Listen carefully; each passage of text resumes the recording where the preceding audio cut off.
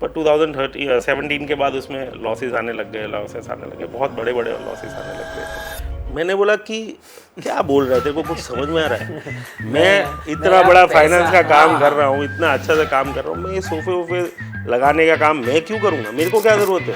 आपने जब स्टार्ट किया तो आपके पास क्या फर्नीचर स्टार्टिंग में था? तो वहाँ थोड़ा सा पानी पड़ा हुआ था, तो उसका वो ध्यान नहीं था। ट्रेन बहुत स्लो थी और उसी दौरान उसका पैर फिसला और सीधी नीचे आ गई।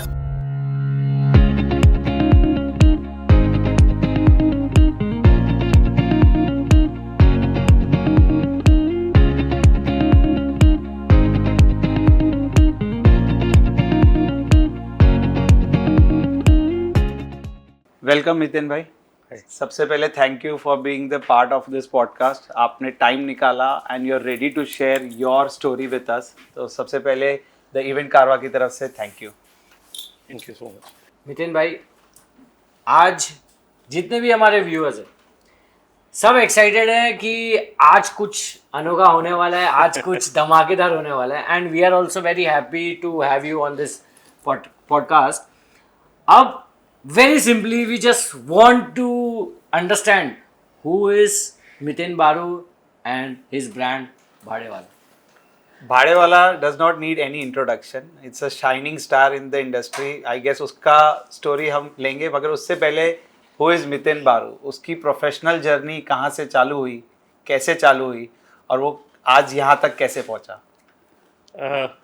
रुपेश भाई, मैंने 2003 में मेरे भाई जो हैं समीर भाई बड़े, वो होम स्टूडियो था उनके पास, मतलब है उनका। हाँ। और उनके साथ मैं होम स्टूडियो में 2003 से लेके 2013 तक उनके साथ ही था। मैं होम स्टूडियो में 10 साल तक 10 साल मैं होम स्टूडियो में था। सारी फोटोग्राफी मैंने सीखी करी।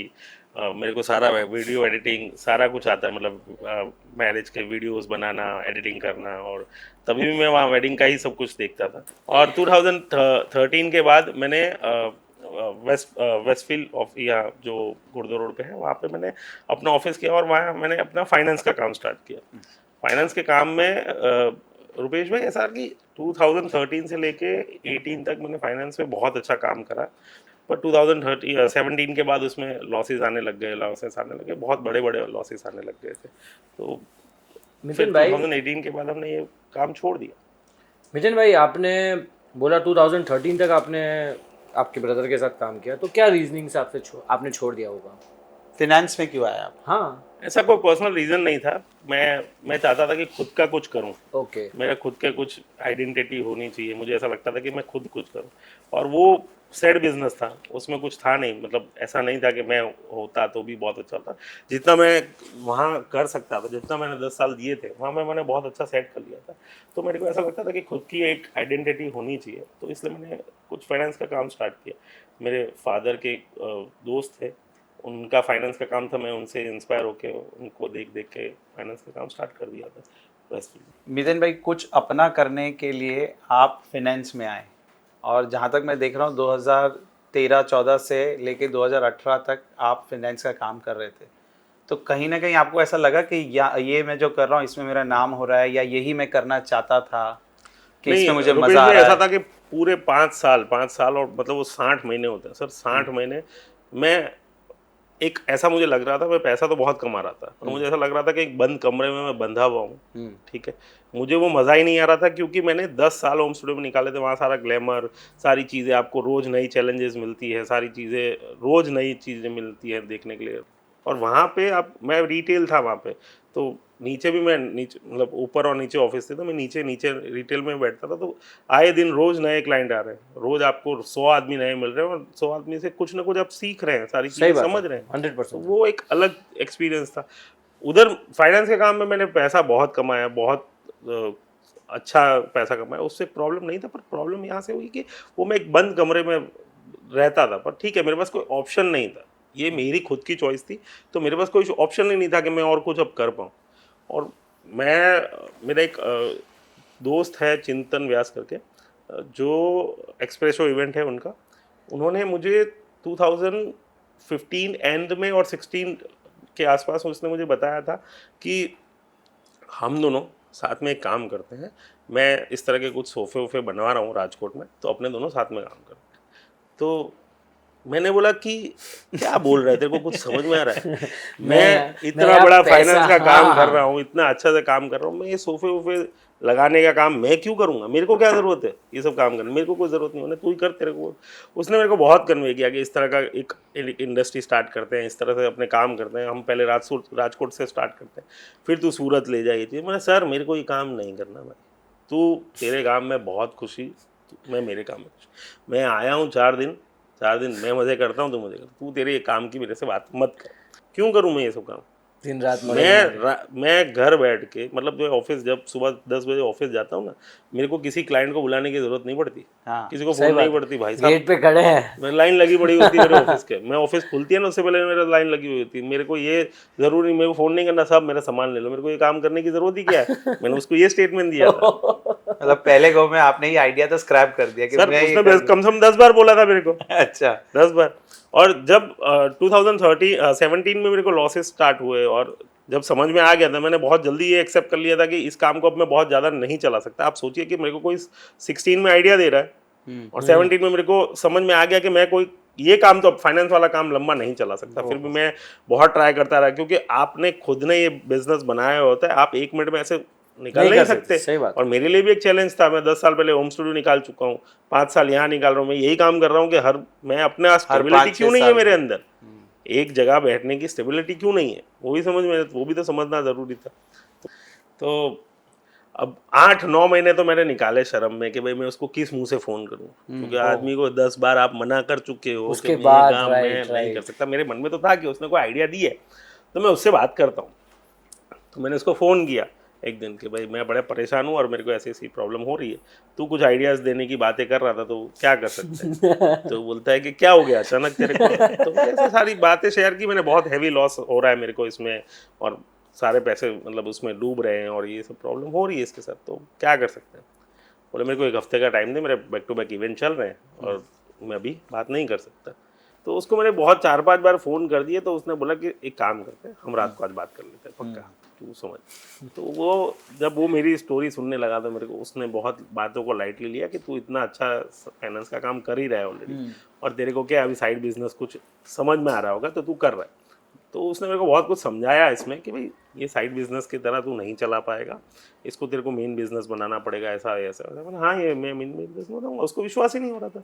तो हम लोग गए भिवंडी में सब उसने बोला कि ये सब चीज़ों को तो आपको 3-4 महीने लगेंगे आपको स्टॉक आने में। तो मैं उनके सामने इसको देख रहा हूँ कि अपने को तो स्टार्ट करना है, 3-4 महीने की चीज़ें तो कैसे पॉसिबल, सीजन ही खत्म हो जाएगा, सीजन ही खत्म हो जाएगा।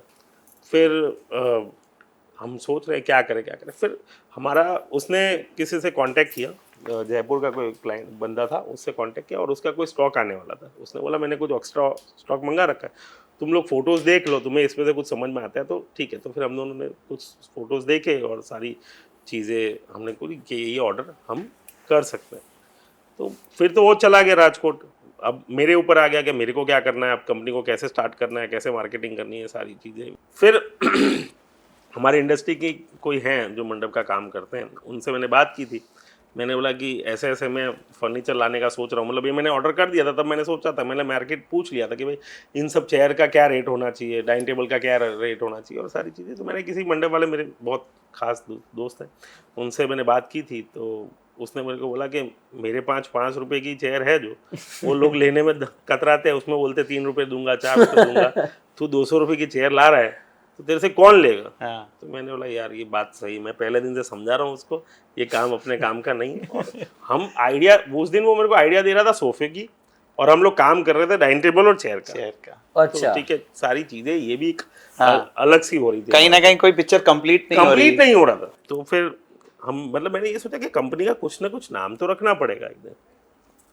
तो नाम के लिए मैंने बहुत सारे नाम सोचे, गूगल्स पे सोचे कि बहुत, मेरे को क्या एकदम ये चाहिए था कि बहुत एक यूनिक नाम हो, कुछ भी हम करें वो थोड़ा अलग से हो। एक दिन मैं संडे था तो घर पे बैठा हुआ था, तब तक ये नाम की सर्चिंग चल ही रही थी। मैं घर पे बैठा हुआ था तो वॉचमैन आया, बोला आपने वो भाभी जी वो भंगार वाले को बुलाया हुआ था ना। डोंट टेल मी, आपने वहां से नाम लिया? वहां से नाम लिया। मैंने वहां से सोचा कि भंगार वाले का कोई नाम होता है, आपके घर पे कोई आता है, उसका नाम होता है कि भाई उसका नाम सुरेश है कि मुकेश है कि भंगार वाला इस भंगार वाला। भंगार वाला इस भंगार वाला। तो मैंने लगा मैं ऐसा नाम क्यों नहीं रखूं भाड़े वाला, ठीक है। हाँ तो मेरे दिमाग में तो चल रहा था कि भाई भाड़े वाला करके ऐसे कुछ नाम रखना है मेरे को, पर सोच रहा था कि कैसे रखे, कैसे सोचे, मतलब एक मैं किसी को बोलूँगा तो हंसेगा मेरे ऊपर। तो मैं मेरी वाइफ और मेरे बड़े भैया है वो और भाभी बैठे हुए, हम जॉइंट फैमिली में रहते हैं, तो हम लोग ऐसे आइडियाज़ ले रहे थे कि भाई क्या नाम रखे। उनके भी बहुत सारे सजेशंस आए थे, पर मेरे को किसी का नाम ही समझ में नहीं आ रहा। तो मैंने बोला ये भाड़े वाला नाम रखे, तो सबने मना किया, बोले ये कोई नाम होता है। अच्छा, पहला डिनायल हो गया। फाइनल डिनाई हो गया। भाभी ने मेरे को बोला कि नहीं ये एक सूट कर रहा है आपके बिजनेस को, मतलब वो एक कॉन्फिडेंस सा आया थोड़ा सा, सहानुभूति कि मिली मेरे जैसा कोई सोच मेरे रहा है। साथ हाँ, कोई सोच रहा है, सही बात ठीक है। है। ये आज है ना सर, मैंने नाम का ब्रांड बना दिया, इसको इतना बड़ा कर दिया, इस तरह का लोगो बना दिया, तो ये आपको नॉर्मल लग रहा है सर। उस दिन बहुत देसी सा नाम था और सारी चीजें बहुत अलग सी लगती थी। There is a thin line between intelligence and बेवकूफ़ी।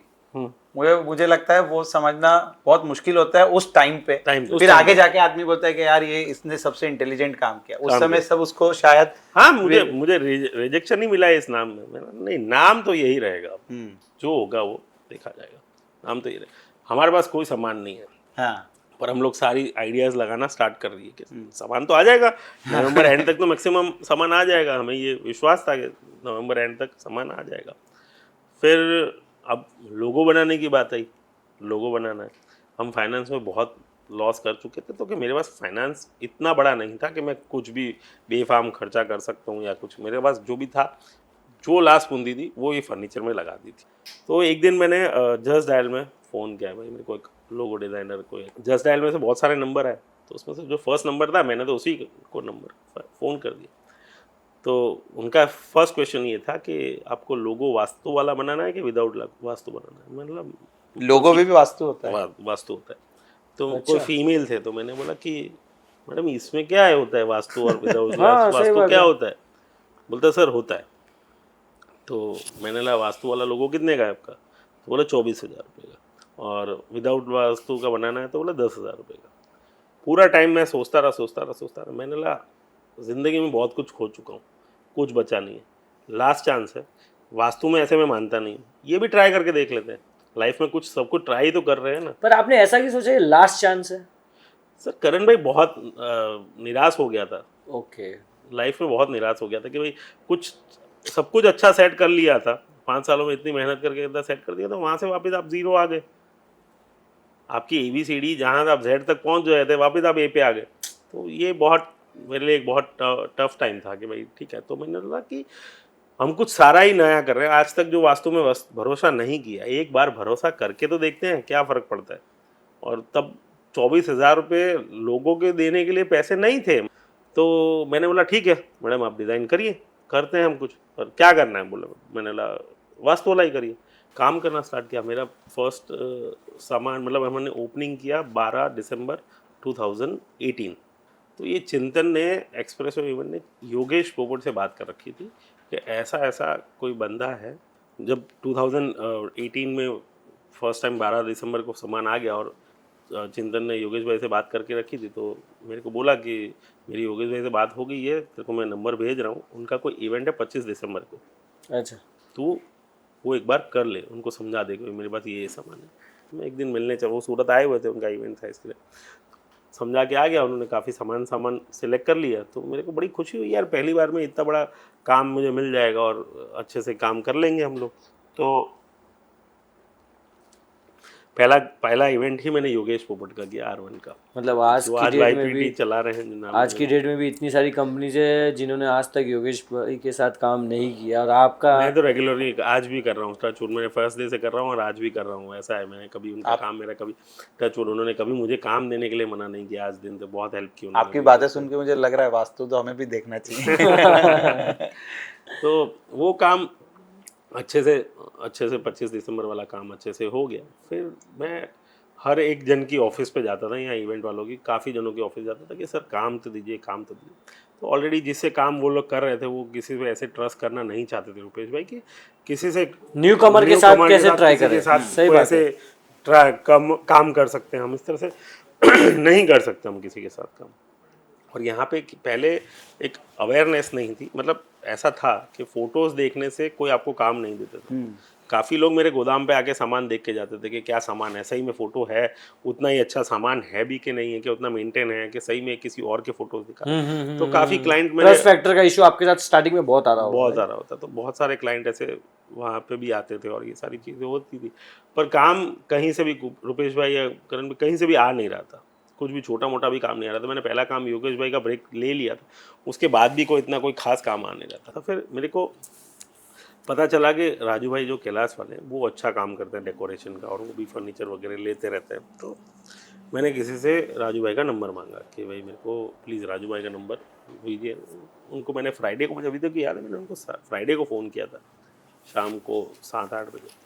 तो उन्होंने फ़ोन उठाया और उन्होंने मेरे को बोला कि, मैंने बोला सर ऐसा ऐसा है और मैंने ऐसे ऐसे कोई कंपनी स्टार्ट की है। बोला आप संडे को मिल के जाओ। उन्होंने कोई ज़्यादा बात नहीं की मेरे से, उन्होंने बोला संडे को मिल के जाओ। मैं संडे को गया और उनको सब समझाया कि सर ये मेरे पास स्टॉक है। बोले ये आपका खुद का स्टॉक है? मैंने हाँ। बोले सारे आपके खुद के फ़ोटोज़ हैं? मैंने हाँ सर ये मेरे खुद के फ़ोटोज़ हैं सारे। तो मैंने इनको सारे फ़ोटोज़ वोटोज़ दिखाए और चीज़ें थी, और उन्होंने एक राउंड टेबल था हमारे पास, अच्छा। उसमें 16 लोग और आई थिंक बैठ सकते हैं, उतनी बड़ी राउंड टेबल थी। तो उन्होंने उस राउंड टेबल को उन्होंने पूछा मेरे को, यहाँ से कट हो सकता है, यहाँ से हो सकता है, तो एस के शेप में लगा ना, और पेपर लिया और उन्होंने फटाफट ड्राइंग करके मेरे को दे दिया कि भाई ये आप ड्राइंग करके कर देना। रुपेश भाई मुझे सच बताऊं कुछ भी समझ में तो आया ही नहीं पर मैं उनको कैसे बोलूँ कि मेरे को पता नहीं चल रहा मेरे काम का, क्या बोल रहे हो आप। फिर मैंने वापस दूसरी बार पूछा, उन्होंने दूसरी बार समझा दिया ऐसा ऐसा। उन्होंने मेरे को वापस पूछा कि तेरे को समझ में आ गया सब कुछ? मिला हाँ सर समझ में तो कुछ आया नहीं था। और कहीं ना कहीं आपको ऐसा लग रहा था कि अगर मैं बोल दूं कि नहीं समझ आया तो जो काम काम चला आ रहा है, जाएगा। हाँ, कि वो बोलेंगे आपके पास तो कुछ काम ही नहीं था ना, तो काम चला जाएगा आपके पास से। तो जिस दिन इनका इवेंट था, मतलब उसके एक हफ्ते बाद इवेंट था, तो एक हफ्ते बाद मैं एक रात से पहले से ही लगा हुआ था, लेबरों को लगा के मैं सब काम सेटअप करवा रहा था। मेरे पास ड्राइंग था, उसमें मैं ड्राइंग करके देख रहा था कि कैसे लगा सकते हैं कैसे। और मुझे ऐसा लगा कि ये सबसे मैंने परफेक्ट काम किया। उन्होंने जो बोला है वो मैंने कर दिया है। तो जितना मुझे समझ आया, जितना नहीं मुझे समझ में, मुझे 100% कॉन्फिडेंस था कि ये सही है, इन्होंने यही बोला और यही मैं कर रहा हूँ, यही परफेक्ट है। मैंने उनको फ़ोन किया, मैंने सर आइए कितनी देर है? बोला बस मैं 10-15 मिनट में पहुँच रहा हूँ, ऑन द वे आए। और वो सामान को देख रहे, मेरे को देख रहे, सामान को देख रहे, मेरे को देख रहे। तो मैंने बोला सर यही तो सामान सेलेक्ट किया था। बोला सामान यही है, मैंने तेरे को ऐसे बोला था करने के लिए। बोला सर यही तो ड्राइंग है। बोला ला ड्राइंग ला। बोला ये ऐसे है। तो तब मेरे को समझ में आया यार ये तो ऐसा है ही नहीं। बोले बेटा तेरे को नहीं आता, नहीं समझ में आता तो बोल ना, हम एक आदमी रखेंगे या मैं खुद खड़ा रहूंगा। बोला अब तू साइड पर खड़ा रह, तेरा लेबर का बच्चों को मैंने बुलाया, मेरा सर बोल रहा है। देखिए उन्होंने लेबर को एक बार समझाया ऐसे ऐसे कर दे, और बेचारे आधे घंटा पौना घंटा पूरा धूप में खड़े रहे। जो काम मुझे करना था बेचारे वो कर रहे थे मेरे बदले। उन्होंने वो सेटअप कराया। बोले ये होता है काम, इस तरह से सेटअप होता है। तब समझ में आया कि यार हमें नहीं आ रहा। मैं इतना प्रेशर में था कि भाई मुझे नहीं आ रहा, तो मैं उनको दूसरी तीसरी बार मैं बोल नहीं पा रहा हूँ कि सर मेरे को समझ में नहीं आया, आप मुझे वापस समझाइए। आपने जब स्टार्ट किया तो आपके पास क्या फर्नीचर स्टार्टिंग में था? मेरे पास ऑलमोस्ट 150 चेयर थी, designer chairs, right? Designer chairs थी, और 15-17 टेबल्स थे, और कुछ कलरफुल सामान था। बहुत छोटा सा, बहुत नॉर्मल सा सामान था। मेरे को आज भी याद है वो हैंड वाला सोफा, उसका पूरा सेट था उसका, उसके बहुत सारे कलर्स थे। मैं जब वेस्टफील्ड में जब मैं था तो मेरे एग्जैक्ट ऑफिस के सामने ही, ऑफिस कॉम्प्लेक्स के सामने अनुज भाई जिमी और डैनी भाई का जो ऑफिस था, उन्होंने तब ठाकुर जी में मोनोपोली ली थी ग्राउंड की। तो हमने उनसे, मतलब मैं उनसे बात करने गया था, तो उनको सामान बड़ा इम्प्रेसिव लगा, सारा काम अच्छा लगा उनको, मेरी बात करने का तरीका सब अच्छा लगा। उनको लगा कि भाई नहीं इसको मैं चांस दे सकते हैं। अनुज भाई ने मेरे को बोला हाँ तेरे को मैं चांस दे सकता हूँ, पर तेरे पास सोफे नहीं है, तो तू कैसे इसको करेगा? गेस्ट सोफ़ा तो कम से कम हमें 100 सोफे तो गेस्ट सोफे के लिए चाहिए, तो तू इसको कैसे करेगा? मैंने सर ये तो मैं बना दूंगा, मेरे को तो पता था, पर मेरी एक खासियत थी सर, मैं पहले काम ले आता हूँ फिर सोचता हूँ होगा कैसे। ये सोफे थे नहीं, सोफे बनेंगे कैसे, क्या था, क्या कलर आएगा, क्या साइज आएगा, कैसे बनेगा, क्या कॉस्ट बनेगा, कुछ पता नहीं था। पर मैंने उनको वादा कर दिया सर मैं कर दूंगा आपके लिए ये काम। तो फिर ये जब सोफ़े बनाने का डिसीजन लिया तब मैंने वापस मेरे जो मंडप वाले फ्रेंड है उनको मैंने फ़ोन किया, तो मैंने बोला कि ये मैं ऐसा सोच रहा हूँ कि एक सोफ़ा जो गेस्ट सोफ़ा होगा उसका रेंट 700 रुपये रखूँगा। तो मेरे को बोले तू वापस बेवकूफ़ बन रहा है। आपका मंडे वाला दोस्त, मैं जानना चाहता हूँ आपके मंडे वाले दोस्त कौन है? नहीं, मैं उनका नाम ऐसे नहीं सर, वो आपको अच्छी एडवाइस दे रहे क्योंकि वो आपको चैलेंज कर रहे थे। He is not a person जो आपको सेटबैक कर रहे थे, वो आपको चैलेंज करके मोटिवेट कर रहे थे। आप वो देखो सीधे अदर साइड। वो मेरे बड़े बड़े बचपन का दोस्त है मेरे, आकाश नंदवानी टाइप। अरे ठीक है। तो आकाश नंदवानी, तो वो मेरे को बोले कि यहाँ से 200-300 रुपये लगा गैस का सोफा लेता नहीं, तो 700 रुपये का बनाएगा, कौन लेगा तेरे से? तो कुछ सोचता ही नहीं है। पहले से जो तूने स्टार्ट कर रखा है जिसमें तू 200-250 रुपये की चेयर दे रहा है, वो तू उसमें ऑलरेडी सफर कर रहा है। ये मेरा कॉन्फिडेंस था कि मुझे ऐसा लग रहा था कि सूरज यहाँ ट्रेंड बदल रहा है। प्लास्टिक की चेयर और ये सारी की चीज़ों की ट्रेंड हम यहाँ बदलेंगे और ज़रूर बदलेंगे, मुझे हमेशा ये लगता था। आपका वो प्रोजेक्ट हुआ जो ठाकुर जी निवाड़ी वाला था? ठाकुर जी निवाड़ी वाले हमारे प्रोजेक्ट हुए 4 या 5 इवेंट हुए अनुज भाई, जिमी भाई के साथ, ओके, डैनी भाई के आपने उनके लिए नया माल बनाया? नहीं, और थैंक यू सो मच, उनको मैं कभी नहीं भूल सकता कि उन्होंने मेरे को बहुत बड़ा ब्रेक दिया। ये सब इतना बड़ा काम देना भी बहुत बड़ी बात थी, ठीक है। और उसी के साथ जब उनका वो काम कर रहा था तो मैं राजू भाई के साथ इनके पास भी एक ग्राउंड मोनोपोली में था जिसमें वो क्या बोलते धवल भाई और पंखिल भाई चला रहे थे, V1 एंटरटेनमेंट चला रहे थे। तो राजू भाई ने उस टाइम पे भी बहुत हेल्प की हो कि भाई ठीक है, उन्होंने भी एक ग्राउंड मोनोपोली में दे दिया, अनुज भाई जिमी भाई ने एक ग्राउंड मोनोपोली में दे दिया। पर वापस वही बात है कि सर 15 दिन काम है, 15 दिन काम नहीं है और 1 दिन काम है, ऐसे मतलब वो ट्रेंड नहीं सेट हो रहा था। वापस अगेन वो मेरे मंडप वाले जो दोस्त हैं आकाश भाई, वो एक दिन मैं ऑफिस में बैठा हुआ था और मेरे को बोला कि तू कहाँ है? मतलब मैं ऑफिस में। तो बोले मेरा एक दोस्त है मनीष भाई करके, वो वास्तु देखते हैं, मैं उनको तेरी ऑफिस पे ले आ रहा हूँ। बोला क्या काम है? तो बोला कि तू थोड़ा परेशान है तो तू वास्तु देखेगा। तो मैंने बोला वो लोगो बना लिया, वहाँ तक वास्तु ठीक है, मैं उसके आगे के वास्तु मानता नहीं हूँ। बोले नहीं मैं तो पक्का आ रहा हूँ, मैं नीचे ही पहुँच गया हूँ, तो अब आना ही पड़ेगा मेरे को, मैं उनको अभी डिनाई नहीं कर सकता। वो आए और उनके चेहरे पे एक जादू था और मैं उनके सामने कुछ बोल ही नहीं पाया। जब वो ऑफिस में बैठे हुए थे और उन्होंने मेरे को जो सारी चीज़ें बताई, जो मैं परेशानी अब तक झेल रहा हूँ, जो पहले झेल रहा था आज झेल रहा हूँ, उन सारी चीज़ों को बताया। और उन्होंने बोला कि वास्तु के हिसाब से तेरे को यहाँ ये प्रॉब्लम आ रही होगी, तो समझने की कोशिश करिए सर, समझ नहीं है। तो मैंने कहा हो तो रही है प्रॉब्लम, मैं समझता हूँ सारी चीज़ों को। मैं ठीक है, तो बोला सर क्या करना पड़ेगा? तो बोलता है ये मतलब पिरामिड और सब लगाना पड़ेगा। मैं सर मेरा बजट ही नहीं, मेरे पास पैसा ही नहीं, क्योंकि मैं ऑलरेडी जैसे तैसे तो सर्वाइव कर रहा हूँ सारी चीज़ों को। एवरीडे कोई नया खर्चा आ जाता है मेरे पास, जिसमें मैं अपने गोदाम और सारी चीज़ों को, फिर मैं उनको अपने गोदाम ले गया। तो मैं उनके गोदाम ले गया तो उन्होंने वास्तु देख के ये बताया कि भाई ये गोदाम पे तू जितनी मेहनत करेगा इतना तेरे पास काम आएगा।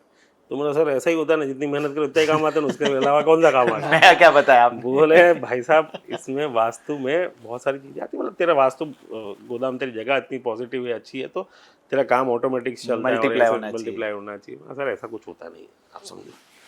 तो मैंने बोला पहले तो आप ऐसा मेरे को कर दो कि मैं इसको सर्वाइव कर पाऊँ। फिर उन्होंने बोला ठीक है, मैं मेरे हिसाब से तेरे को वास्तु में जो भी मेरे ऑफिस पे और कर सकता हूँ मैं तेरे को करके दे देता हूँ। फिर धीरे धीरे थोड़ा बेटर होता गया। फिर उनको मैंने बोला कि सही बात है, मेरे को अब गोदाम चेंज करना है, आपकी बात सही है, मेरे को गोदाम चेंज करना है। तो हमने 30-40 गोदाम देखे, उन्होंने बहुत टाइम स्पेंड किया मेरे साथ, बहुत, मतलब मेरे को ऐसा लगता है कि साहब बंद कर दो, अब देखना कोई भी फाइनल कर लो गोदाम, मेरे को इतना मेरे से नहीं देखा जाता। पर उनके पेशेंस थे, मैं तेरे को जो चीज़ दिलाऊंगा वो बढ़िया से बढ़िया दिलाऊंगा। तो हम लोग ऐसे जा रहे थे तो किसी ब्रोकर ने बोला कि ये एक गोदाम भी है, एक मेन रोड पर ही था। तो ऐसे गोदाम बना हुआ था, पर गेट उसका यहाँ था, इस साइड से था, गली में से जाके यहाँ पे था, और यहाँ पे भी उसकी दीवार थी, मेन रोड से भी उसकी दीवार आ रही। तो उन्होंने पूरा गोदाम देखा तो मैंने बोला ये हर बार सामान रिजेक्ट कर देते, ये भी रिजेक्ट। मैं तो जाके बैठ गया गाड़ी में। तो वो जो ओनर था उससे कुछ बात कर रहा था, तो मैं गाड़ी में उतरा और वापस मिलने गया उससे। मैंने अब क्या बात कर रहे हो उनसे? मेरे को बोलता है कि मैं ये इसके बोल रहा हूँ कि यहाँ से 15 फुट का दीवार बना काट तोड़ देंगे और यहाँ पे गेट बना देंगे क्या? तो मैं ओनर को देख रहा हूँ, मनीष भाई को देख रहा हूँ, जो वास्तु वाले हमारे मनीष भाई हैं उनको देख रहा हूँ। मैंने ऐसे कोई आपके लिए कोई दीवार कहीं रास्ते में तोड़ के देगा क्या? आप कैसी बातें करते हो सर, ऐसे क्यों आपको मतलब तोड़ के देगा? तो वो भी तुरंत मान गए, बोला ठीक है आपको जैसे करवाना है करवा दूंगा, मैं आपको करवा दूंगा और मेरा ये रेंट है। तो मनीष भाई ने मेरी तरफ देखा, बोले तेरे को पोसाएगा ये रेंट? मेरे को पोसा तो नहीं रहा था। अब मैं बोलूँ किस मुंह से कि नहीं पोसाएगा? मैंने बोला यार तुमने 40 गोदाम के बाद तो कुछ चॉइस किया है, अब वो मेरे को नहीं पोसाएगा तो वापस 40 देख फिर और 40 मैंने भाई देखेंगे। पोसाएगा, देखेंगे, देखा जाएगा, ठीक है। तो मुझे आज भी याद है उसका रेंट था 40,000 रुपीज। रुपेश भाई टोटल बैलेंस ही मेरे पास 80,000 रुपये थे, ना ऑफिस पे कोई एक्स्ट्रा पैसा, ना घर पे कोई ऐसा एक्स्ट्रा, जो है लेके चल रहा वही हूँ। 80,000 रुपये ले लेके मैं घूम रहा था कि जिस दिन आएगा उस दिन टोकन दे दूंगा मैं उनको। अब उन्होंने डिपॉजिट मांगी 1,40,000 रुपये, मैंने उनको 80,000 रुपये दे दिए। मैंने साहब मेरे को एक हफ्ते भर का टाइम दीजिए, मैं आपको व्यवस्था करके देता हूँ। मैं गाड़ी में बैठ गया और मैं मन में ये सोचने लगा कि 80,000 रुपये इनको वादा तो करके आ गया हूँ कि 80,000 रुपये एक हफ्ते में दूंगा। मेरी एक आदत सी, वादा कर देना है, काम कर लेना है, बाद में सोचना करना क्या है।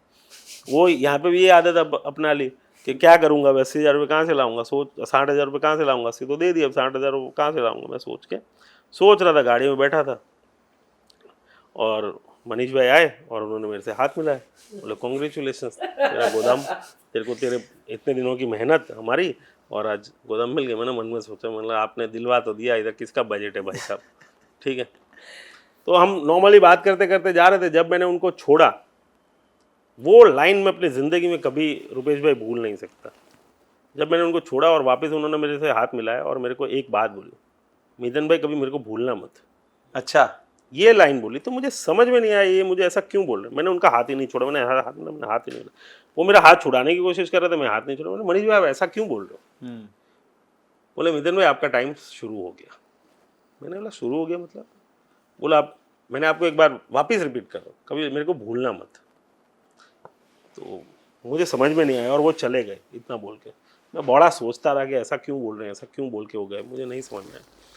हमने स्टार्ट किया काम और फिर काम अच्छे से चलने लगा 2018 में मेरा 19 में बहुत अच्छा से काम चलने लगा और फिर इतना अच्छा चलने लगा कि मैंने ऑफिस भी चेंज करने का प्लान कर लिया और मनीष भाई ने मेरे को बहुत सारी ऑफिस दिखाई।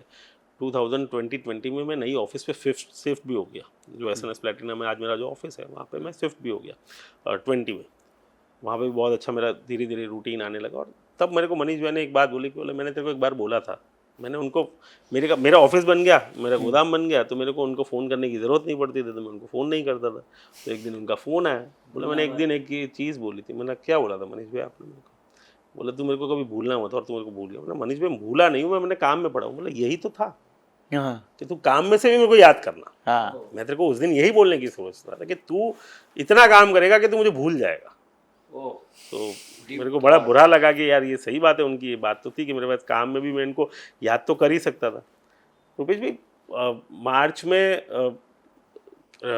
में हम जब काम कर रहे थे, मतलब जनवरी फरवरी मार्च अच्छा काम कर रहे थे। 2020 में भी बहुत अच्छा, धीरे धीरे हम लाइनअप पे आ गए थे, अच्छा काम कर रहे थे। मैं अच्छा बोल सकता हूँ कि ठीक है, लोग जानने लगे थे। जो मैं चाहता था कि मैं अपने आप को सर्वाइव कर लूँ, वहाँ आसपास पहुँच चुका था, लगभग पहुँच चुका था।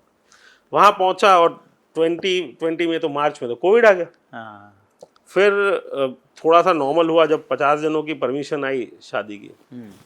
तो हर्ष भाई पहचान वाले जो इवेंट वाले, उनका मेरे को फ़ोन आया कि तू ऑफिस पे आ, एक छोटा सा प्रोजेक्ट है तो तू मिल के जा मेरे को। मैं वहाँ जब गया तो नीरव भाई भी थे और हर्ष भाई भी थे, तो उनसे सब मिला, उनसे सब समझा मैंने सारी चीज़ें। तो उन्होंने बोला उनके पास कोई सापुतारा का वेडिंग है, तो मैंने ठीक है सापुतारा का वेडिंग है तो मैं देख लेता हूँ। तो मैंने अपने हिसाब से उनको रेट दी और सारी चीज़ें की और सारा बात की और मैं कोटेशन दे दिया उनको। पर जाते जाते हर्ष भाई ने बोला कि तू ध्यान रखना, ये काम तेरे को ही करना है। अच्छा, नेगोशिएशन करके छोटा मोटा करके काम तेरे को ही करना है। तो मुझे समझ में आ गया था कि शायद ये काम मुझे ही करना है। तो लेबर तो कोई थे नहीं, अब क्या करें? तो वापस अपना गुरु मंत्र चिंतन व्यास। मैंने बोला भाई ऐसे ऐसे मैंने कोई काम 99% कन्फर्म है और लेबर की सेटिंग देख ले। बोले तेरे को समझ में आ रहा है कोविड में जी रहा है, यहाँ आदमी को मिलना नहीं चाहता, तेरे को इतनी सारी लेबर चाहिए, 25-30 लेबर कहाँ से ला के दूँ मैं तेरे को, तू सोच। तो उसने कोई राजस्थान से लेबर की सेटिंग करवा के दी और सापुतारा का काम उन्होंने बहुत स्मूथली ख़त्म करके दिया, बहुत अच्छा सा रहा। तो मुझे तब समझ में आया कि हम आउट ऑफ स्टेशन भी काम कर सकते हैं, इस तरह से काम होता है, इस तरह से सामान जाता है, इस तरह से गाड़ी लोड होती है, इस तरह से ड्राइवर से बात करी जाती, ईवी बिल बनते हैं, बिल बनाना पड़ते हैं और सारी चीज़ें, तब समझ में आई वो सारी चीज़ें। नितिन भाई, आपने शुरुआत की एक बड़े नाम से, फिर आपने देखा कि आपको छोटे काम नहीं मिल रहे या जो भी हो रहे हैं, आज आप इस लेवल तक पहुंच गए हो कि सूरत में या कहीं और भी कोई बड़ा अच्छा इवेंट हो रहा है तो पहला कॉल आपको जाता है प्रीमियम फर्नीचर के लिए। बट अगर मैं इस स्टोरी को समझूं, जैसे सब बोलते हैं being at the right time at right place, तो आपके लिए ऐसा कौन सा मोमेंट था जो आपको लगता है कि आप वहाँ थे और उस वजह से ये कन्वर्जन हो रहे हैं आज? रुपेश भाई, ऐसा था कि मैं 2019 में ICWF हो रहा था कलकत्ता में। उधर क्या हुआ था सर, सारे सूरत के अच्छे अच्छे इवेंट वाले सारे आए हुए थे, जो अच्छे उस टाइम के, जो नाम अच्छा था जिनका, जो अच्छा काम कर रहे थे उस टाइम पे, सारे इवेंट वाले आए हुए। तो मुझे वो एक, हमें क्या था, 3 दिन साथ में रहने का मौका मिल गया था। पर रुपेश भाई, आप कंटिन्यू 2-3 दिन किसी के साथ रहते हैं तो एक अच्छा बॉन्डिंग हो जाता है, सारी चीज़ें हो जाती है। और बाहर भी इवेंट वाले हैं, जो बाहर के इवेंट वाले हैं, उनको भी मेरे को नीरव भाई ने बहुत अच्छे से कनेक्ट कराया। बहुत 3 दिन उन्होंने बहुत से अच्छे अच्छे इवेंट वालों से मेरे को कनेक्ट कराया। उसमें से एक ऋतुराज खन्ना जी हैं, जो क्यू इवेंट के ओनर हैं, उनसे कनेक्ट कराया। 2019 में मेरे को उन्होंने उनसे कनेक्ट करवाया था।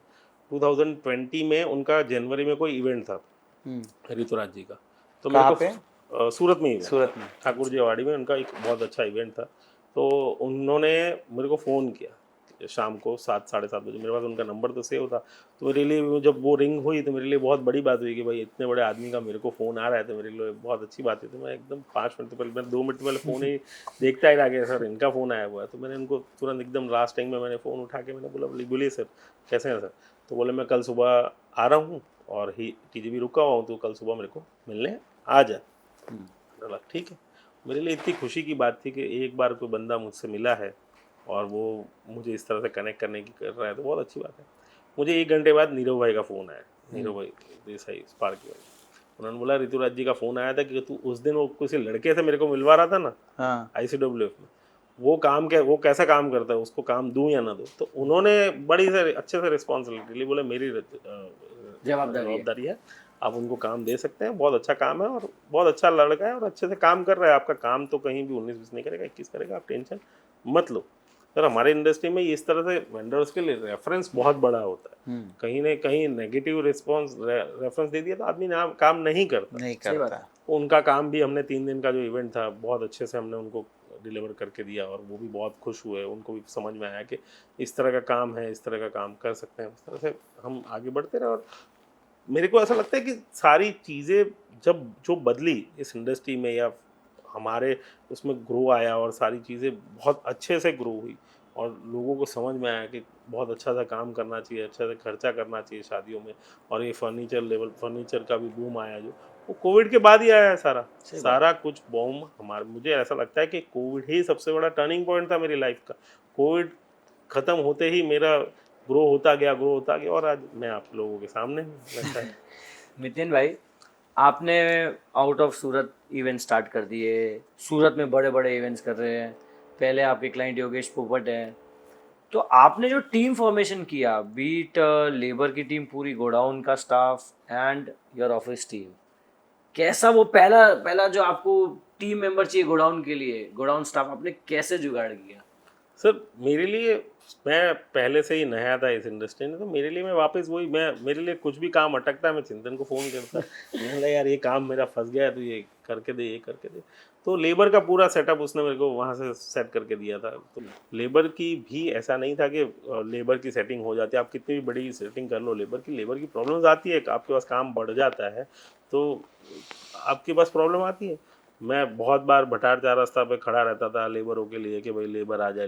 अरे वो वहाँ पे भटार 4 रास्ता पे आप कभी ट्राई करने जाना, वो पहले आपका इंटरव्यू लेंगे और जो इंटरव्यू लेता है आपसे, मतलब क्या काम है, कितना सोफा उठाना है, कितना चेयर उठाना है, कितना पैसा दोगे, और वो बंदा आएगा नहीं, उसके इर्द गिर्द से कोई भी आपको चढ़ा होगा, अरे भाई साहब मैं आता हूँ।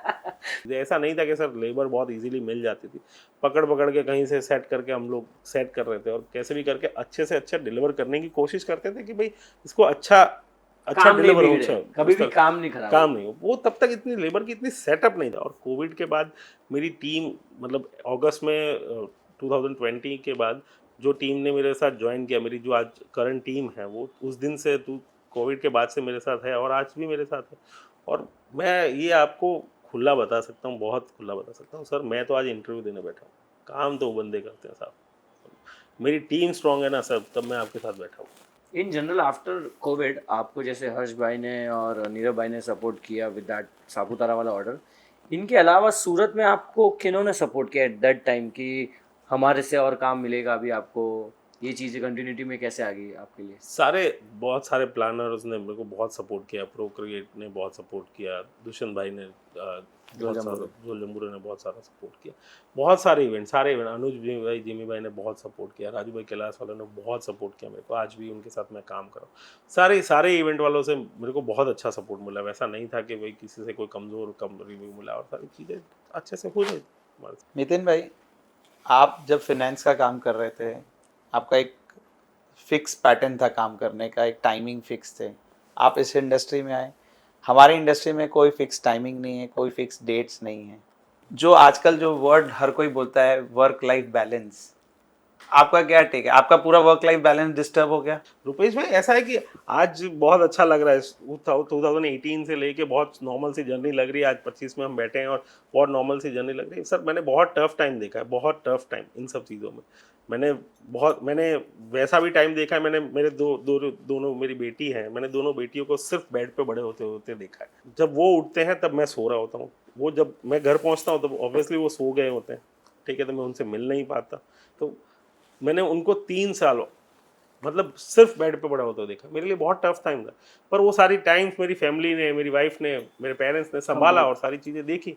एवरी टाइम मतलब मैं जिस दिन कोई बड़ा इवेंट करके आ जाता था, मैं बड़ा काम करके आ जाता था, मेरे डाइनिंग टेबल पे मेरे डैड मुझे पूछते थे कि कैसा काम है, और उनको मैं यही बताता था कि सर पापा बहुत अच्छा काम है, पापा बहुत अच्छा काम है। और उनके मुंह पे जो खुशी आती थी, मेरे को लगता था कि वो सेटिस्फाई हो रहे हैं कि मेरा बेटा कुछ अच्छा काम कर रहा है, अच्छा है, चलो वो सेटल हो रहा है, अच्छे से सेटल हो रहा है।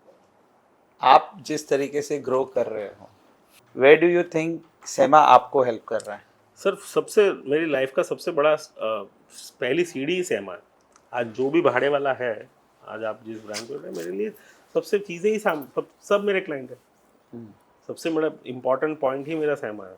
इसमें जब मैंने सेमा ज्वाइन किया, उसके बाद मैं लोगों से मिला, लोगों से कनेक्ट हुआ, और मैं अपनी PDF, अपनी वीडियोस, अपनी प्रेजेंटेशंस सारी उसमें डालने रखा। तब उन्होंने सब मेंबर्स ने देखा, जब मैंने सेमा ज्वाइन किया था तब सेमा में 60-70 पीपल्स थे सब, और आज 250 प्लस मेंबर्स हैं। राइट। तो बहुत बड़ा गेम चेंज है मेरे लिए सेमा भी, ऐसा था। एज एन इवेंट प्लानर, हम ये कहते हैं कि हम एक एक्सपीरियंस सेल कर रहे हैं। मैंने आपके साथ काम किया है और मैं देखता हूँ कि आप साइट पे आते हो, आप प्रॉपरली देखते हो, लगवाते हो। कहीं ना कहीं मुझे कई बार लगता था ये आपका काम ही नहीं है, आप भेज दो हम लगवा देंगे, या आपका आदमी लगा देगा। तो मुझे ऐसा लगता है कि आप भी शायद अपने आप को कोई रेंटल बिजनेस में नहीं समझ रहे हो।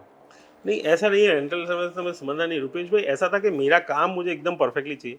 और दूसरी बात सर, मैं खुद साइड पे आऊँगा तो आप मुझसे कुछ ना कुछ कनेक्ट करेंगे कि नितिन भाई आगे ये इवेंट है, इसमें अपने कैसे फर्नीचर लगा सकते हैं, या आप क्या नया प्लान कर रहे हैं, या मैं सर आपसे कुछ आइडिया लूँगा।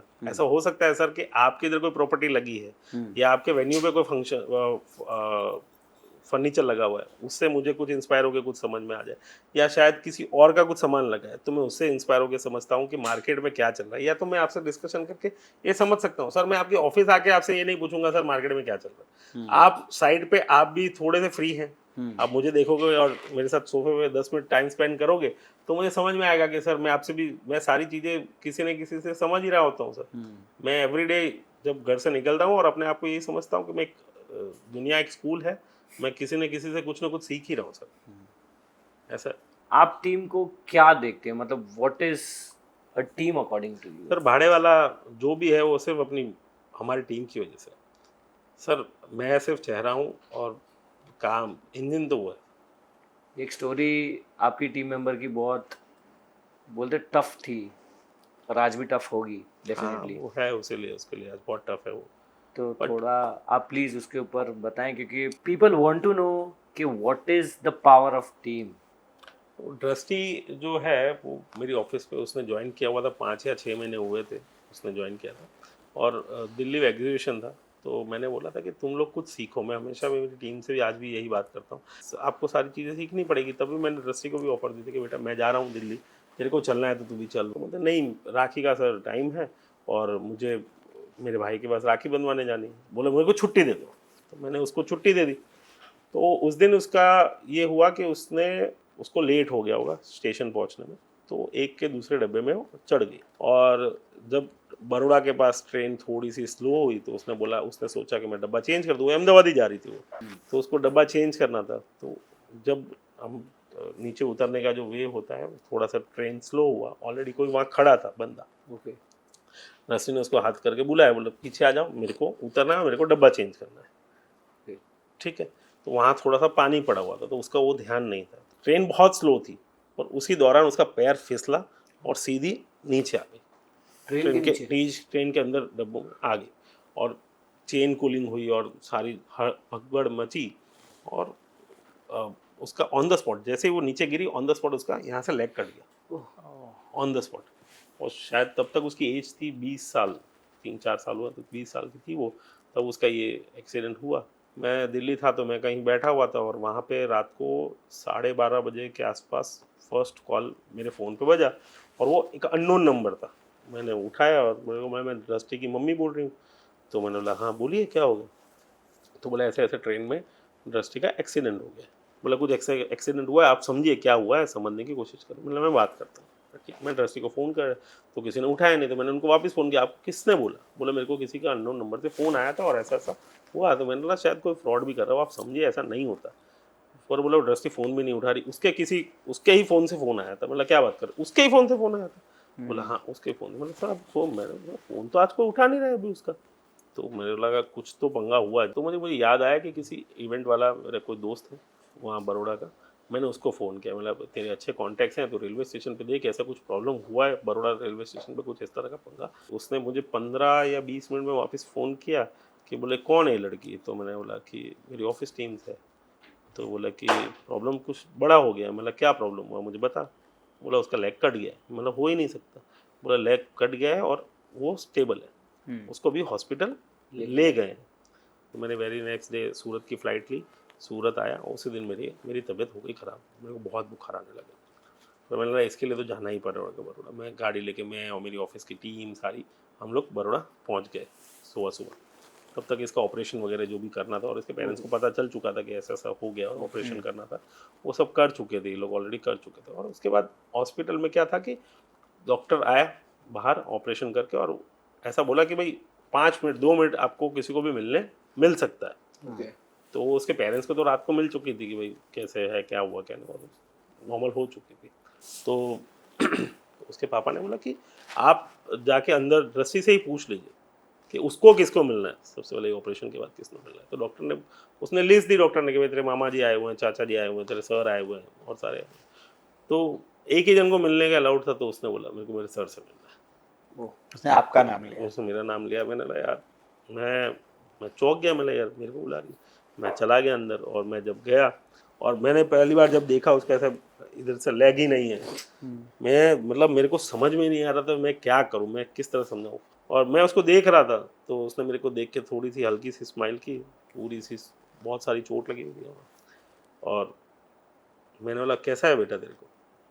तो जब रुपेश भाई, जब उसने ये जो एक आंसर दिया ना, मेरी ज़िंदगी पूरी, मतलब मेरे को समझ में आ गया कि इससे मैं इसको कभी छोड़ नहीं सकता। आज भी मैं ये सोचता हूँ तो मेरे को कुछ हो जाता है। सही बात है। उसने मेरे को ये बोला कि सर किसी को रखना मत, मैं 1 हफ्ते में आ रही हूँ। 1 हफ्ते में मैं ज्वाइन करूँगी। सर किसी और को मेरी जगह मत रखना, मैं 1 हफ्ते में ऑफिस ज्वाइन करूँ। रुपेश भाई मैं ना स्पीचलेस हो गया था, मेरे को कुछ समझ में नहीं आ रहा था, मेरे आँख में आंसू आ गए। मैं उसके सामने कुछ भी दिखाना नहीं चाहता। मतलब बेटा तू कुछ टेंशन मत ले, तू एकदम ठीक हो के आएगी। हम लोग साथ में काम कर रहे हैं, किसी को नहीं रख रहा हूँ, तेरी जगह कोई नहीं ले सकता, तो बिल्कुल टेंशन मत लेना। उसको खुद को भी आना था। वो first day I wheel chair पे, 3 महीने बाद वो व्हील चेयर पे काम करने के लिए आई। आप सोचिए, तो उसको करना था। 20 साल की लड़की, इतना कॉन्फिडेंस, 5 या 6 महीने आप किसी के साथ सिर्फ काम किया, इतना लगाव नहीं होता सर। ये इतनी इंस्पायरिंग स्टोरी एंड मतलब we really are like speechless. Nitin भाई, being a vendor is not easy because definitely इतने चैलेंजेस आते हैं. बहुत सारी चैलेंजेस होती है सर. हमारे पास बहुत लास्ट टाइम पे ऑर्डर आता है, बहुत लास्ट टाइम पे, कि आज मतलब दोपहर को 2 बजे फ़ोन आता है कि 4 बजे तक 100 सोफ़े चाहिए, 150 सोफ़े चाहिए. अभी इवेंट डिसाइड हुआ या क्लाइंट अभी नहीं मान रहा है, ये हमारे जो पहले से सोफ़े थे वो नहीं समझ में आ रहे. सबसे ज़्यादा विधि मंडप की चेयर की प्रॉब्लम आती है कि भाई हम ऑर्डर करना भूल गए, या क्लाइंट को अब अच्छी नहीं लग रही, या मैच नहीं हो रही है. बहुत सारी चीज़ें एंड टाइम तक आती है. हम लोग एकदम टीम, और हमारी टीम एकदम रेडी ही रहती है. समझो हमारे इधर एक सर्विस है 108. हम उस तरह की सर्विस ही भाड़े वाले में चला रहे हैं. हम लोग वैसे है कि तुरंत फ़ोन कर और तुरंत गाड़ी निकाल और फटाफट काम करके डिलीवर करवा दे. सबसे बेस्ट वही चीज़ है हमारे साथ. ऐसी सिचुएशंस होती हैं, how do you look event planners, मतलब आपकी दृष्टि में? सर मैं कभी उनकी गलती नहीं मानता. सर कभी मैं उनकी गलती नहीं मानता. कभी क्लाइंट उनके साथ चेंजेस ला देते हैं तो वो क्या कर सकते हैं सर. लास्ट टाइम तक क्लाइंट उनका अच्छे से आंसर नहीं कर रहा है, या उनको लास्ट टाइम पे कोई चेंज करने के लिए बोल रहा है, तो आज इतना कॉम्पिटिटर मार्केट है, तुम नहीं करोगे तो कोई और इवेंट वाला कर देगा. लास्ट में सर्विस तो वेंडर दे ही देता है ना सर. हर सारे इवेंट वालों को सर्विस दे ही रहा है वेंडर, तो आपको क्यों नहीं दे रहा है वो वेंडर. तो ईजी हो जाता है वो सब काम करना. In general once the service is done, ठीक है, ये तो चलो इवेंट प्लानर की तरफ से चेंजेस आए कि लास्ट मोमेंट पे ये ऐड हो गया, वो हो गया, ठीक है. But what if they have ordered priorly and आपके यहाँ से चीज़ गंदी आ रही है, इन जनरल सोफ़ा फटा हुआ आया हुआ है या कपड़ा उसका गंदा आया है, how do you tackle such situations? Sir कैसे होता है कि बहुत सारी चीज़ें हम लोग वहाँ गोदाम से तो 3-3 जन मॉनिटरिंग करके भेजते हैं. भाई लेबर वर्क है, ट्रांसपोर्ट वर्क है, कहीं ट्रांसपोर्ट में फट जाता है, निकालते वक्त फट जाता है, लेबर का काम है. वो एक सोफ़े को निकालने के चक्कर में दूसरे पे पैर रख के चढ़ जाता है और वो सोफ़ा गंदा हो जाता है. पर हम लोग इतनी क्वांटिटी पीछे रख रहे हैं कि जैसे ही कंप्लेन आए हम उसका बैकअप रखते ही हैं और वो हम लोग ईजीली डिलीवर करते हैं. ये सारी छोटी मोटी प्रॉब्लम्स आती रहती हैं. तो इतने बड़े बड़े काम कर रहे हैं तो छोटी मोटी प्रॉब्लम कुछ नहीं होती सर. ये सारी चीज़ सेमा ग्लैम क्रिकेट हर साल हो रहा है, और हर साल हम देखते हैं कि एक बड़ा अनाउंसमेंट होता है. चाहे मैं 2023 की बात करूं, वापी की, या अब आप अहमदाबाद आ रहे हो, आ गए हो, इसके पीछे क्या है और रुपेश क्यों भाई, हमेशा आप ये प्लेटफॉर्म सिलेक्ट कर रहे नहीं हो? ऐसा रहा रुपेश भाई. हमने सेमा के फर्स्ट ईयर जब हम स्पॉन्सर बने तो हम तो नॉर्मल स्पॉन्सर थे. जब हमें पता चला कि हमें स्टॉल की भी स्पेस मिली जाएगी, दी जाएगी, तो स्टॉल में हम अपना क्या प्रेजेंट रखें. हमारा सारा पीडीएफ, सारी चीज़ें तो सारे लोग देख चुके हैं. और ये होता क्या बस सीजन के बाद, तो सारा मेरा जितना सामान था वो तो आपने ऑलरेडी देखा हुआ है. तो मैं अपना क्या नया प्रेजेंटेशन रखूँ. तो जो तामझाम इवेंट करके हैं जो रवि रेड्डी और अमी मैम, अमी पंचर, वो हमेशा मुझे बोलते थे कि मैं वो डेल्टिन में काम करते, मुझे हमेशा बोलते थे यार तू वापिस स्टार्ट कर दे, अच्छा, वापिस स्टार्ट कर दे, वापिस स्टार्ट कर दे. तो मैं सोचता था कि इसको बढ़ाना है तो किसी शहर से तो बढ़ाना तो पड़ेगा किसी दिन. तो मतलब मुझे इसको बड़ा करना है तो एक शहर तक तो मैं सीमित नहीं रह सकता. जिस तरह का मेरा विजन है, जिस तरह का मेरा काम करने का तरीका है, जितना सामान अपन ने बसा बसा रखा है, तो एक शहर तक तो हम सीमित नहीं रहेंगे. तो हम अलग अलग शहर में स्टार्ट करेंगे. तो मैंने बोला कि मैंने एक दिन ही ऑफिस पे बैठ के डिस्कशन किया कि भाई हम लोग स्टॉल है तो स्टॉल पे क्या नया सरप्राइज रखें. तो हमने वापी अनाउंस कर दिया कि भाई हम वापी करेंगे. आप रुपेश भाई मानोगे नहीं, हमने वापी अनाउंस किया उससे पहले जीरो प्लान था कि वापी हमारे पास गोदाम भी नहीं था. हम क्या प्लान करेंगे, कैसे काम करेंगे. Don't tell me you are not planned about. कोई प्लान नहीं था सर. जीरो प्लान पर हम ही नहीं, मतलब कोई प्लान कोई एग्जिस्ट ही प्लान नहीं नहीं करता था. था. नहीं, हमने एक दिन मैंने बैठ के एक दिन टीम से बात की, मतलब हम वापी कर रहे हैं और इस तरह से हम वापी अनाउंस कर रहे हैं वापी सेमा ग्लैम क्रिकेट में. उसके बाद सोचेंगे कि कैसे करेंगे. और वो मेरी हमेशा से एक काम करने का तरीका है. मैं पहले सारा कुछ कर लेता हूँ, उसके बाद सोचता हूँ कैसे होगा. और वो हमेशा मेरा वो प्लान हमेशा सक्सेस रहा है, तो ये भी रहेगा, मुझे कॉन्फिडेंस था. तो वापी हमने अनाउंस कर दिया. और वापी उसके बाद बहुत सारे लोग मुझे पूछते थे कि वापी गोदाम कहाँ लिया तूने, क्या लिया. मेरे पास जवाब ही नहीं होता. मैं सर गोदाम ढूंढ रहा हूँ, मिल ही नहीं रहा है, क्या करूँ, कैसे मिलेगा, कैसे करूँगा. वो सब क्या वो सेम पैटर्न में अहमदाबाद भी ऐसा ही कोई स्टोरी था? सर अहमदाबाद 10% प्री प्लान था, पर 90% वैसा ही था. बिग अचीवमेंट, 10% प्लान था. 90% ऐसा ही था कि भाई इस तरह से ही करेंगे हम. पर ये जो ग्लैम जो 2024 का जो ग्लैम था, उसमें कभी हमने अनाउंसमेंट अहमदाबाद का किया नहीं था। अहमदाबाद हमने बाद में अनाउंस किया।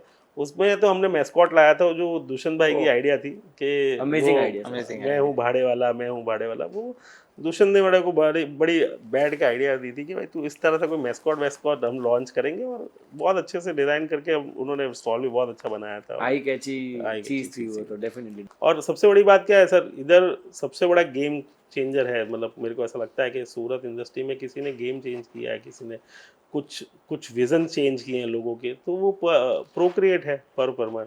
मेरे को ऐसा लगता है कि बहुत गेम चेंजर है। जहाँ हम 600-700 रुपये का गैस सोफ़ा बनाने के लिए 50 बार सोचते थे, आज हम 2000-2500 का भी गैस सोफ़ा बनाते हैं। मुझे जब मैंने पहली बार 1600 रुपये का गैस सोफ़ा बनाया था ब्लू कलर का, मुझे याद है अब तक सिर्फ 36 सोफ़े थे मेरे पास।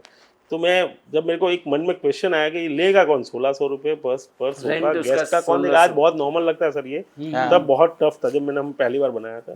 तो मुझे ऐसा लगता था, मैंने ये मन में सोचा था कोई लेगा कि नहीं लेगा, पर भाई तो पक्का लेंगे। वो सारी चीज़ें नई नई बहुत ट्राई कर लेते हैं और अच्छे से कर लेते हैं और बहुत अच्छे से काम करते हैं। मेरे को ऐसा लगता है कि पूरा गेम चेंजर ही उन्होंने लाया है इस इंडस्ट्री का, सूरत के लिए तो स्पेशली। मिलिन भाई, आपने जर्नी दिखाई, छोटे इवेंट्स, बड़े events, out of station events हुए।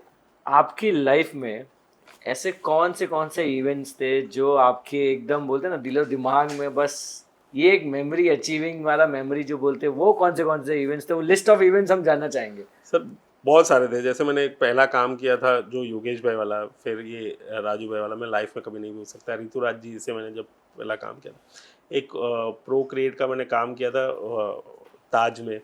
उस दिन रात को बारिश आ गई थी, वो मैं कभी नहीं भूल सकता। ये सारी चीज़ें फिर हमने अभी रिसेंटली काम किया था रिलायंस के साथ, जो अंबानी जामनगर में फंक्शन था, वो पूरा काम हमने किया। अभी एकदम रिसेंटली मैंने 2 महीने पहले अदानी वेडिंग जीत अदानी के काम अहमदाबाद किया। वो सारी चीज़ें, बहुत सारे ऐसे इवेंट्स हैं मैं कभी लाइफ में भूल ही नहीं सकता सर। ये सारी रीजंस की वजह से ही आज सूरत की इंडस्ट्री डेफिनेटली बहुत ड्रास्टिक चेंज लेकर आ चुकी है, and we all feel that कि yes, things have changed a lot in Surat industry. आज समझ में आता है। तर मेरे को बहुत सारी चीज़ें लगती थी कि ये मेरे साथ ऐसा क्यों, मेरे साथ वैसा क्यों। पर जब पहली बार मेरे पास रिलायंस का प्रोजेक्ट हाथ में आया और जब मैंने वो काम किया, जब जामनगर में हमने काम किया, 8-9 दिन हम जामनगर थे, और जिस तरह का उनका वर्किंग पैटर्न था और सारी चीज़ें, और सबसे बड़ी बात कि हम जामनगर में इजीली काम कैसे कर पाए रुपेश भाई, हम लोग ना कंटिन्यू अवध में काम कर रहे हैं, अवध होते हुए। उनका जो मैनेजमेंट है, उनका काम करने का जो तरीका है, उनका जो सिस्टम है, वो हमारे लेबर भी अपना चुके हैं। That is true. ठीक है, तो उससे हम कुछ बहुत सीखे। आज कोई भी 5 स्टार होटल में हमें काम करना है, 7 स्टार होटल में काम करना है, कोई भी इवेंट वाला हमें सिखाता नहीं है कि करना है। उनको पता है कि हम लोग इस तरह से काम कर ही रहे हैं, ऑलरेडी पूरा इंडिया हम लोग काम कर रहे हैं। इन जनरल जैसे जो बड़े बड़े काम होते हैं और इतना प्रेशर बिल्डअप हो जाता है, रिसेंटली ऐसा एक इंसिडेंट आपके साथ हुआ जो पूरी इंडस्ट्री के लिए एक बोलते ना फायर का काम कर गया, कि मितेन भाई के साथ कुछ बहुत ही अनसर्टेन एट द साइट हो गया, एट द साइट हुआ। तो वॉज दैट वेरी वेरी, बोलते हैं कि अपने को समझ ही नहीं आया, बाकी जब सबने सुना कि ये अचानक कैसे क्या हो गया। सर रुपेश भाई बहुत रूटीन लाइफ चल रही थी रुपेश भाई, तो नॉर्मल से कंटिन्यू हम लोग इवेंट कर रहे थे, काफ़ी मीटिंग कर रहे थे, सारा काम चल रहा था हमारा। तो रिसेंटली 24 फरवरी को सुबह सुबह मुझे ऐसा तो थोड़ा सा लगा कि मेरी थोड़ी तबीयत ठीक नहीं है, पर मैंने ध्यान नहीं दिया और मैं अपने ऑफिस चला गया और फिर मुझे लगा कि थोड़ा सा तबीयत मेरा और अच्छा नहीं है। तो मैं डॉक्टर के पास गया और डॉक्टर ने बोला कुछ नहीं है, नॉर्मल है, और मैं अपना नॉर्मल जो काम कर रहा था वो करने लगा। तो ऑन साइड ही था मैं, और मुझे लगा कि कुछ ज़्यादा प्रॉब्लम हो रहा है। मेरे साथ मेरे टीम मेंबर था, पूजन था, उसने मेरे को बोला कि सर इतनी तबीयत ठीक नहीं लग रही, तो एक बार अपने डॉक्टर को दिखाते। तो वो मेरे साथ ही था, मेरे साथ ड्राइवर था मेरा, और उसको मैंने उसको ऑफिस को छोड़ा और मैंने ड्राइवर को बोला कि मैं घर पे ले एक बार। मैंने मेरी वाइफ को फ़ोन किया कि ऐसे कुछ प्रॉब्लम लग रही है मेरे को, तो एक बार डॉक्टर को दिखाते हैं। मुझे बोलने में प्रॉब्लम आने लग गई 5 मिनट के अंदर। तो मेरा ये पूरा इस साइड का बॉडी थोड़ा सा वर्किंग कम होने लगा, मेरे को समझ में आ गया, सब नम हो गया था। तो मेरे को थोड़ा सा पंगा तो हो गया था कुछ समय में। जब ECG और सारे टेस्ट कराए, सारे समझ में आए, तो उसके बाद ये समझ में आया कि ये ब्रेन स्ट्रोक है। मैंने कभी सोचा भी नहीं था कि मेरे को ब्रेन स्ट्रोक ये क्या होता है, कभी समझा भी नहीं था, और मैं अपने आप को हीरो ही समझता था कि मेरे को क्या हो जाएगा, ठीक है। तो हुआ उस दिन। पर ऐसा है ना रुपेश भाई, हमारी इंडस्ट्री में ऐसा है कि आपकी पर्सनल लाइफ, आपकी शायद किसी की डेथ भी हो गई या कुछ भी हो गई, किसी के लिए काम नहीं रुकता है, नहीं रुकता है। समझो। मैं हॉस्पिटल में, मैं शायद 7 साढ़े 7 बजे 8 में एडमिट हुआ, आईसीयू में था मैं। दूसरे दिन सुबह आया, और दूसरे दिन सुबह ही मेरी टीम में मेरे को पूछ रहे थे मेरे को, सर कि इसका काम करना है। मैंने बोला किसी का काम रुकना नहीं चाहिए। बहुत स्मार्टली मेरी टीम ने बहुत अच्छे से काम को संभाला, बहुत अच्छे से संभाला, और किसी को शायद ये एहसास भी नहीं होने दिया कि मैं नहीं हूँ आज डिसीजन मेकर, लेने वाला कोई नहीं है कि इसका कैसे काम करना है, कैसे। उसके अलावा भी करण भाई काफ़ी नए काम भी आए, जब मैं 3-4 दिन हॉस्पिटल था, उसके बाद नए काम भी आए, और सारे काम उन्होंने बहुत अच्छे से संभाले और सारे काम किए उन्होंने। मैंने लगा कल मैं हूँ नहीं हूँ, काम उनका अच्छे से होना चाहिए। कोई रीज़न मत दो, काम के लिए रीज़न मत दो कि काम का कोई रीज़न होना चाहिए कि आज सर नहीं है, कि सर को ये सर की तबीयत ख़राब है तो आपका इवेंट ख़राब हो जाएगा या हम आपको डिलीवर नहीं कर पाएंगे। कभी नहीं होना चाहिए, रीजंस नहीं चाहिए सर। एक लेसन जो आपने वो बेड पे सीखा, हॉस्पिटल बेड पे, क्या सीखा? सर काम बहुत करो, बहुत अच्छे से करो, पर अपने लिए भी वो टाइम निकालो। दिन में 1 घंटा अपने लिए निकालो। कितना भी हम रोज़, मैं बहुत काम कर रहा हूँ, मैं पिछले 6 साल 7 साल से सिर्फ काम ही कर रहा हूँ। उन 6-7 सालों में सिर्फ अपने लिए 1-1 घंटा निकाला होता ना, तो मैं उस दिन वो बेड पे नहीं होता सर। तो वो मुझे समझ में आ गया कि एवरी डे जो 24 घंटे हमें मिलते हैं, उसमें से आधा घंटा या 1 घंटा हमने हमारे लिए ज़रूर देना चाहिए। ये भी एक लाइफ का टर्निंग पॉइंट ही था सर ये मेरे लिए। तो इससे सारी चीज़ें बदलनी पड़ेगी। And we are glad after almost less than a month, Nitin bhai is on our podcast. Sir That's all God Karan grace. भाई ऐसा था कि मेरे को काम का इतना लगाव है, अपने काम से इतना लगाव है कि मैं जब चौथे दिन छुट्टी लेके घर आया था, तो घर पे सब बैठे हुए थे, तो मैंने बोला यार मेरे को सोना है, तुम लोग थोड़ा आवाज़ कम करो यार, तुम लोग जाओ सब जो भी मिलने आए थे, तो मैं काम कर पाऊंगा। मैं दोपहर को 12 बजे, तो मैंने देखा कि 2-2:30 बजे सब चले गए। तो मैंने मेरी वाइफ को बोला, मैंने बोला थोड़ा मैं फ्रेश होके आता हूँ। बोला फ्रेश होना क्या मतलब, तेरा क्या होता है? तो मैंने बोला यार ऑफिस जाना। मतलब नहीं मैंने मतलब उसके लिए तो ऑफिस है, उसको पता था ऑफिस जाना। मतलब मैं ऑफिस नहीं जा रहा हूँ, मैं हेयर कटिंग के लिए जा रहा हूँ, और थोड़ा मेरे को फ्रेश हो जाए, मैं बियर्ड अच्छे से सेट करा देता हूँ। तो मैंने बियर्ड करा ली और हेयर कटिंग करा लिया। वहाँ से ड्राइवर को बोला साइड पे ले ले सीधा। तो बोला सर आपको ना बोला, मैंने तेरे को रहने का क्या करना है, गाड़ी मेरे को दे दे। तो मैं सीधा साइड ही चला गया। साइड पे देखते ही मेरे को लोगों ने बोला भाई क्यों आया है, क्या है यहाँ सब, तेरी टीम बहुत अच्छे से काम कर रही है। मैंने ना हमारा जी नहीं मानता, हमारा मन नहीं मानता। मैं सिर्फ 15 मिनट ही वहाँ था, और वहाँ पे योगेश भाई की टीम से ध्वनित भाई हैं, जो उन्होंने मेरे को स्पेशली बोला कि तू यहाँ से जा बस। मेरे को कोई काम तेरा सुनना नहीं है, तेरा काम खराब हुआ अच्छा हुआ, मेरे को कोई बात नहीं सुननी। बहुत अच्छे से तेरे बच्चों ने काम किया, शायद तू होता है उससे बेटर ही किया है इन्होंने। तू होता है उससे बेटर ही किया है, तो तू वो जरा भी टेंशन मतलब, तू यहाँ से जा बस। मैं 5 मिनट मुझे वहाँ रहने नहीं दिया, और उन्होंने वहाँ से भेज दिया। पर धीरे धीरे रूटीन पे आ गया। मेरे को ये बोला गया था कि मैंने यही बोला था कि मैं हर 2-2 घंटे 3-3 घंटे ही ऑफिस जाऊंगा। पर रुपेश भाई आपसे काम से इतना लगाव है, हम फुल टाइम ही ऑफिस को दे रहे हैं। पर ठीक है, सारा प्रेशर लेना बंद कर दिया है। ना टीम के मेंबर्स मुझे प्रेशर दे रहे हैं, ना कोई दे रहे हैं, ना रात को फ़ोन बजते हैं। वो सारा कुछ हैंडल कर रहे हैं, ऑटोमेशन पे चल रहा है सर। इन जनरल एक वेंडर एडवाइस आप क्या देना पसंद करेंगे दूसरे वेंडर्स को? और also one suggestion to event planners कि आप क्या देना पसंद करेंगे? इवेंट प्लानर को मैं तो ये बोलना क्वेश्चन चाहूंगा करण मेरी तरफ डायरेक्ट कर रहा है। नहीं मैं क्लाइंट हम से दोनों की तरफ नहीं मैं इवेंट प्लानर से तो ये बात करना चाहूंगा कि भाई आप क्लाइंट से थोड़ा सा जल्दी कंफर्म कराइए, तो हम लोग कुछ प्लान करके काम कर पाए और अच्छे से डिलीवर कर पाए। बहुत मतलब वो 108 वाली सर्विस देते देते यार हम भी कभी कभार इंसान है, थक जाते हैं। टीम मेंबर वो भी बड़े बोलते हैं सर आज तो माफ कर दो यार आप। वैसा आप जो 108 सर्विस बोल रहे, शायद अगर आप ये नहीं देते तो हम इतने बड़े होते भी नहीं, जो सूरत के इवेंट प्लानर्स इतने बड़े होते भी नहीं। रुपेश भाई सारी चीजें ऐसा नहीं है कि हम सर्विस दे रहे हैं, शायद मैं नहीं होता कोई और होता, कोई और नहीं कोई और होता। वैसा नहीं है कि कमेंडेबल है जो सर्विस और जो मिल रही है। सर कभी भी किसी से सारे, आप एक बात सुनिए, हम तो घर पे सो रहे हैं, ठीक है, हम घर पे काम कर रहे हैं, हम तो सामान ला देते सर, सामान तो आप बेच रहे हो सारे। मैं लाइफ में कभी इसे इवेंट में मतलब कभी किसी को अप्रिशिएट करूंगा तो वो इवेंट प्लानर करूंगा सर। हम लोग सिर्फ एक ही काम करते हैं, हम सिर्फ B2B काम करते हैं, B2C काम ही नहीं करते। सिर्फ हमारे लिए तो सारे इवेंट प्लानर ही हमारे क्लाइंट हैं। तो सर हमें तो ऑफिस में बैठे हैं, हम हमारा काम कर रहे हैं, और उसके साथ अब हमारे को सिर्फ ऑर्डर करते हैं कि सर इतना सोफा भेज दीजिए। सर आपको, मुझे ये पता नहीं ना कि आपको ये 100 सोफे में बेचने में कितने घंटे लगे हैं। तो आप लोगों का सबसे बड़ा थैंक यू है, सारे इवेंट वालों का सबसे ज़्यादा थैंक्स है कि भाई आपने हमको मतलब इस तरह से हमें समझाया।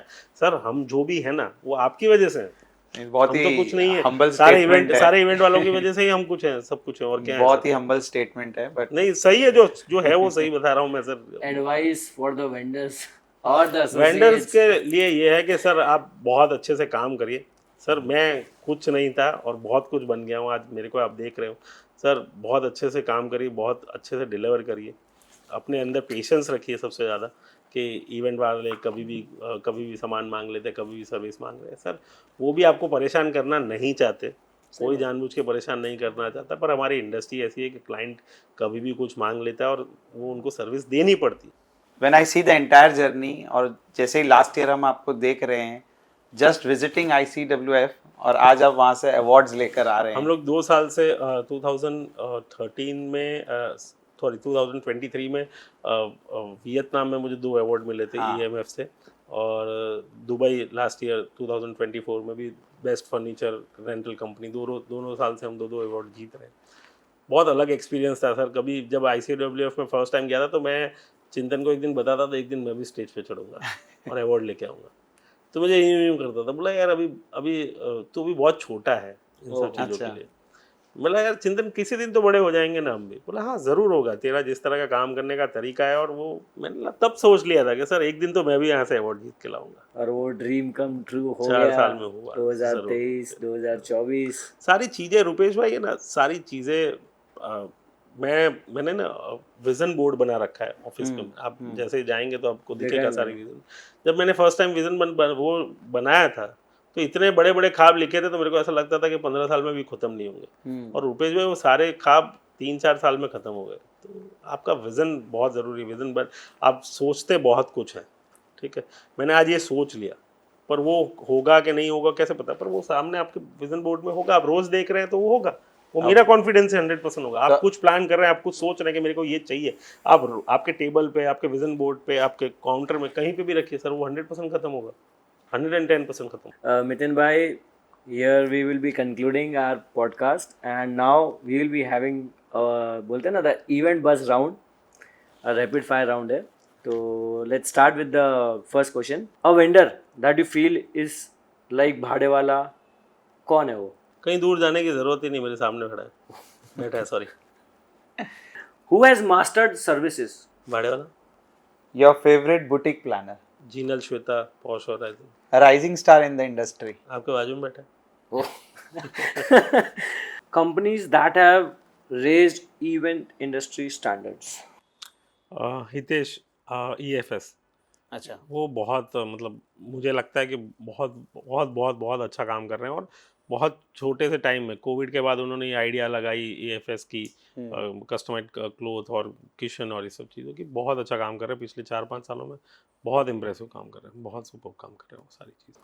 विशाल फ्लावर है, मैं हूँ, करण भाई हैं, स्वप्निल है, बहुत सारे ऐसे लोग हैं जो पूरा स्टैंडर्ड बदल दी, चीज़ें बदल दी। Your friend in the industry, Seva. Sema. Your guru or an inspiration, कौन है वो? मैं योगेश भाई को बहुत मानता हूँ, जैसे मैं राजू भाई से बहुत सीखा हूँ, नीरव भाई से बहुत सीखा हूँ, सारी चीज़ें इन लोगों से, ऋतुराज खन्ना जी से बहुत सीखा हूँ, चिंतन से बहुत कुछ सीखा हूँ, बहुत कुछ समझा है इससे। दूषण ने मेरे को बहुत डिटेल समझाई है किस तरह से काम होना चाहिए, किस तरह से काम नहीं होना चाहिए। ठीक, अ ड्रीम प्लानर जिसके साथ आपको काम करना है। सारे ही आ गए, मैंने सारों से ही काम कर लिया है, अब तो वैसा ऐसा हो गया लिस्ट कि पूरी हो गई है। पूरी इंडस्ट्री खत्म हो गई। According to you, who is your advisor companies who helps you with your designing of furniture and everything? Decor factory, Dushyant और वर्षा, और अंकित और Neha to the T. Your supporter in the market? बहुत सपोर्ट किया है दुष्यंत ने, फिर प्रो ग्रिड से पर्व ने, नेहा, अंकित ने बहुत सपोर्ट किया है, हर्ष भाई ने बहुत सपोर्ट किया है, रवि रेड्डी, अम्मी मैम ने बहुत सपोर्ट किया है, सारे बहुत सारे प्लानर्स हैं जिन्होंने बहुत सपोर्ट किया है, रुपेश भाई ने बहुत सपोर्ट किया, काम कर रहा है, आप लोगों ने काम दिलाया, सारे मेंबर हैं सर। तो मितिन मैं भाई, सारे नाम तो इसमें नहीं दे पाऊंगा, पर ठीक है, सारों ने बहुत बहुत अमेजिंगली सपोर्ट किया, मैं कभी भूल ही नहीं सकता उतना सपोर्ट किया। तो मितिन भाई, here we come to the end of the event bus. Now we would really like to hear an advice to the industry, जिसके वजह से लोगों का थॉट प्रोसेस चेंज हो और दे सी अ बेटर, बोलते हैं ना, इंडस्ट्री सर इन फ्यूचर। बहुत बहुत बड़ी ग्रोइंग इंडस्ट्री है। मुझे लगता है कि हर साल 15 से 20% ग्रो हो रही है इंडस्ट्री, बहुत अच्छे से ग्रो हो रही है। तो आप अच्छे से काम करते रहिए, अपना अच्छा नाम करते रहिए, और आप लोगों के आशीर्वाद हमारे साथ रहे। हम 4 शहर, 3 शहर में हैं, हम कम से कम 30 शहर में पहुंच जाए, हम वो सोच रहे हैं। Thank you so much Mitin Thank you, भाई, sir. here we come to an end. Thank you so much for your time and we really wish thank you so much. आप लोग, आपने मुझे चुना, आपने मेरे को इतना काबिल समझा कि मैं आपके इसके साथ पॉडकास्ट के साथ आ सकता हूँ। उसके लिए thank you so much Rupesh भाई और करण भाई को, थैंक यू सो मच यार।